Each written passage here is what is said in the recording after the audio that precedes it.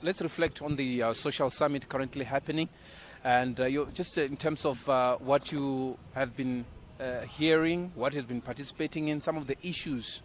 But I think primarily, let's talk about the significance of the social summit and what it can achieve going forward. Because people are saying this should not be a once-off event.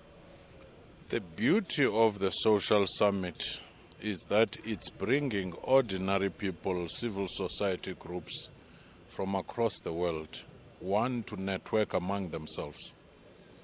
Most of your G20 meetings in the past were known to be government to government.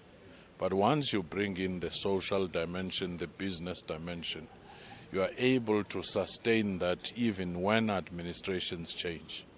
But also you are going to have the common practice where people share what they are doing in their various countries. The other part is the diversity of South Africans who have been brought in from the various parts of the civil society, from the Khoisan to the youth, from the tech-savvy people and so forth. That in itself has to be something celebrated in a sense, because we're known as a democracy that is inclusive, that is participatory, that is consultative. So what comes out of here, going to the Leaders' Summit, will have distilled some of these things, but we shouldn't even wait for the statement from the Leaders' Summit. We should celebrate the connection that it has made amongst people. Have you able to ascertain the kind of audience that's here? You said it's a People's Summit. In terms of the representation, you did reflect that in terms of it's a People's Summit. Representation thereof is quite significant as well. People with a disability, the LGBT community, but primarily, what agenda should they be driving? Participation is one thing, but it's agenda that they are setting. To me, if you look at the global system and globalization, its main failure has been the growing inequality where only 1-2% of people are benefiting.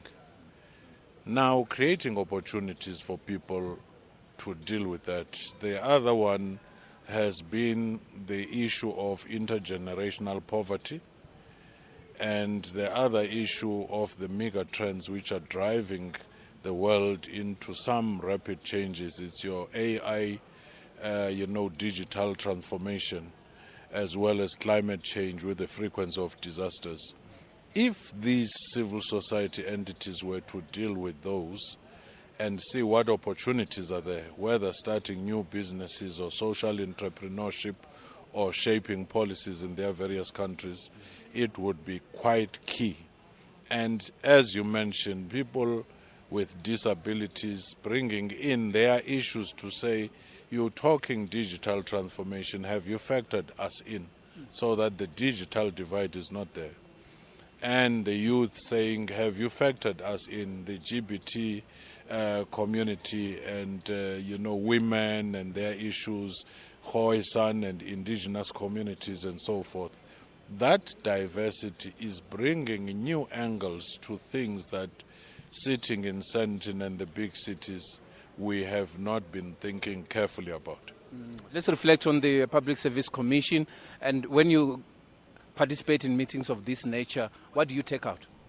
The most important thing that I take out here is that people are yearning for responsive governments that are engaged and that are listening.